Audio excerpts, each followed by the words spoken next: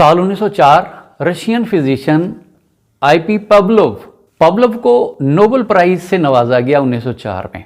वजह क्या थी कि उसने कुत्तों के ऊपर कुछ तजर्बात किए।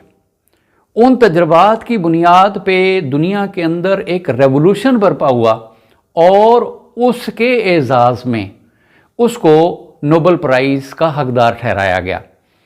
अब हम देखते हैं कि उसने कौन से ऐसे तजर्बात किए कि जिसकी वजह से दुनिया इतना बड़ा इनाम देने के लिए तैयार हो गई, या उसकी रिकग्निशन में इतना बड़ा इनाम उसको क्यों दिया गया। पवलोव का एक नौकर था और पवलोव ने अपने क्लिनिक के साथ ही कुछ पालतू कुत्ते रखे हुए थे। तो जब इसका जो नौकर है, इसका जो सर्वेंट है, वो कुत्तों के लिए खुराक लेके आता था, तो उसके पाँव की आवाज़ से इसने देखा कि इसके पालतू कुत्ते थे उनके मुंह में सलाइवा आना शुरू हो जाता था।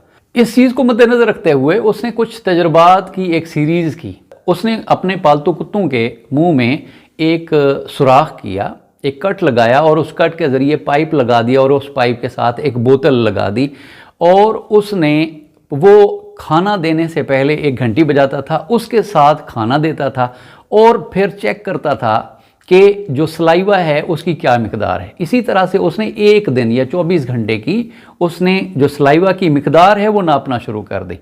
घंटी बजाता था, उसके साथ खाना देता था और फिर सलाइवा चेक करता था। और थोड़े दिनों के बाद रिपीटेडली उसने ये किया, तो कुछ दिनों के बाद ऐसा हुआ कि सिर्फ घंटी बजाते थे तो कुत्तों के मुंह में सलाइवा आ जाता था। तो एक जो फितरती अमल था उसने उसको अटैच कर दिया एक गैर फितरती अमल के साथ। पवलोव ने ये जो तजर्बात हैं इसको कंटिन्यू किया और उसने ये नतीजा किया कि अगर किसी कुदरती चीज़ के साथ कोई गैर कुदरती चीज़ या ऐसी न्यूट्रल चीज़ जो है ना वो अटैच कर दी जाए, तो उसका रिस्पॉन्स भी थोड़े अरसे के बाद वैसा ही हो जाता है जैसे कुदरती चीज़ के साथ रिस्पॉन्स होता है। जैसे गोश्त को देखकर कुत्ते के मुंह में सलाइवा आना, इसी तरह से जब जब वो घंटी बजाता था तो तब भी उसके मुंह में सलाइवा आता था। उसने इस एक्सपेरिमेंट के ज़रिए एक तो ये है कि कोई अनकंडीशनल स्टिमुलस के साथ हम रिस्पॉन्स हासिल कर सकते हैं, और दूसरा है कि अगर रिपीटेडली ये किया जाए तो ये जानवरों और इंसानों के अंदर हम लर्निंग करवा सकते हैं, उनकी लर्निंग पुख्ता हो सकती है। दूसरी चीज़ ये थी कि अगर हम इसको थोड़े अरसे के लिए इसको जनरलाइज करें, यानी उसने घंटी बजाई और उसी किस्म की और कोई घंटी बजती थी, तब भी कुत्तों के मुंह में वही सलाइवा आता था। अच्छा, इसमें तीसरी चीज़ है कि उसको डिफरेंस करना भी आ जाए कि अगर एक घंटी बजाई जाती और लेकिन उससे डिफरेंट कोई चीज़ बजाई जाती तो तब कुत्तों के मुंह में सलाइवा नहीं आता था। तो इसको डिस्क्रिमिनेशन का उसूल आगे चल के मैं बताऊंगा। 3 असूलों को किस तरह से फिर आगे दुनिया ने काम किया।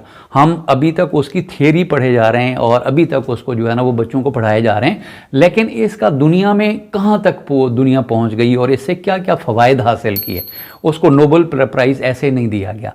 अभी मौजूदा दौर में आपने स्निफर डॉग या सूंघने वाले कुत्ते, चोरों को पकड़ने वाले कुत्ते, उनके बारे में आपने पढ़ा होगा, उनके बारे में आपने सुना होगा, देखा होगा कि मुख्तलिफ एयरपोर्ट्स पे हैं और कुत्ता जाता है और अचानक से बैग के ऊपर वो खड़ा हो जाता है, वहाँ पर भौंकना शुरू कर देता है, उसके मुंह से सलाइवा आता है।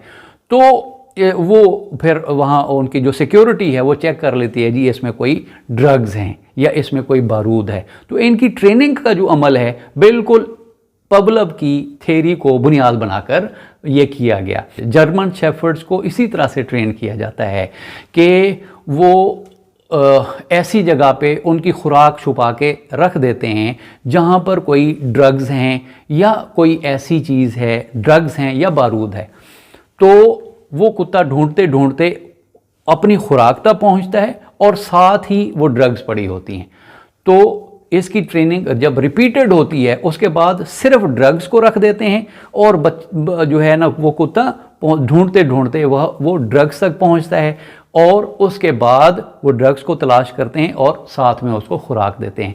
तो इस तरह से उसकी जो तरबियत है या ट्रेनिंग है जब वो मुकम्मल होती है तो फिर उसका इस्तेमाल होता है और ये पूरी दुनिया के अंदर ये ट्रेनिंग करवा रहे हैं। अब ट्रेनिंग तो इतना दूर तक चली गई कि अब हनी बीज का भी इस्तेमाल कर रहे हैं। अगली वीडियो में हम डिस्कस करेंगे कि किस तरह से दुनिया मुख्तलिफ जानवरों का इस्तेमाल कर रही है ताकि बारूद तलाश किया जा सके, ताकि जो लैंड माइंस हैं उनको तलाश किया जा सके, ताकि हम जो है वो मुख्तलिफ जो ऐसे केमिकल्स हैं जो इंसानों के लिए नुकसानदेह हैं उनकी तलाश में हम हनी बीज और इंसेक्ट्स का भी इस्तेमाल करना सीख रहे हैं। लोगों ने काम करना शुरू किया और इससे उन्होंने अपने मुआशरे के अंदर अमन व अमान कायम रखने के लिए, मुआशरे की बेहतरी के लिए इसका इस्तेमाल किया।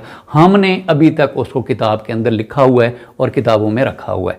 तो एक तो हमने ये सीखना है कि हमने इन चीज़ों के ज़रिए तजर्बात करने हैं और अपने मुआशरे की इस्लाह के लिए इस्तेमाल करना है।